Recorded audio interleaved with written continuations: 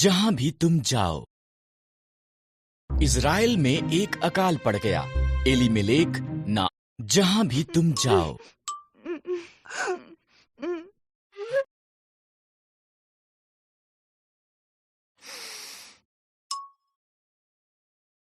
तीनों स्त्रियों के पास पति नहीं थे। जब इज़राइल में अकाल समाप्त हो गया, नाओमी ने घर जाने का फैसला किया। मोआब में ही रहो, उसने अपनी बहुओं से कहा, ये तुम्हारा घर है।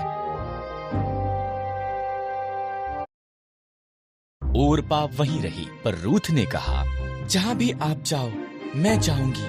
आपके लोग मेरे लोग होंगे, आपका परमेश्वर मेरा परमेश्वर होगा। रूथ और नाओमी इकट्ठे वापस इज़राइल को गईं।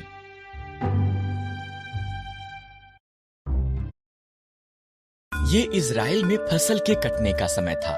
नाओमी ने रूथ से कहा कि वो जाकर खेत में काटने वालों के पीछे फसल को बीन ले। खेत एलीमेलेक के संबंधी बोअज का था। बोअज रूथ के पास आया।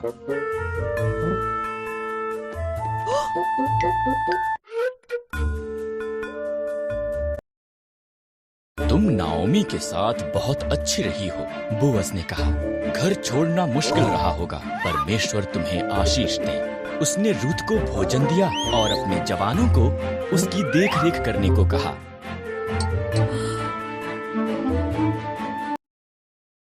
रूथ ने नाओमी को बताया कि क्या हुआ था। नाओमी मुस्कुराई। जब कोई मरता है, उसका निकट संबंधी उसके परिवार की देखभाल करता है। वो व्यक्ति उनका निकटतम छुटकारा देने वाला संबंधी है। बोअज हमारा निकटतम संबंधी है, उसके निकट ही रहना।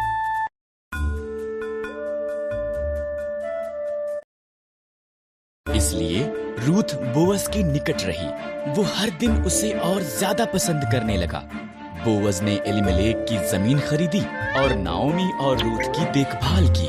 तब उसने रूथ को उसके साथ विवाह करने के लिए कहा।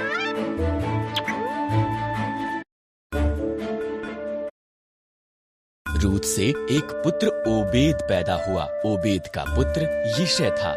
यिशै का पुत्र दाऊद था और दाऊद इज़राइल का महान राजा बन गया। इसलिए परमेश्वर ने रूथ को आशीष दी, ठीक जैसा कि बोअज ने प्रार्थना की थी।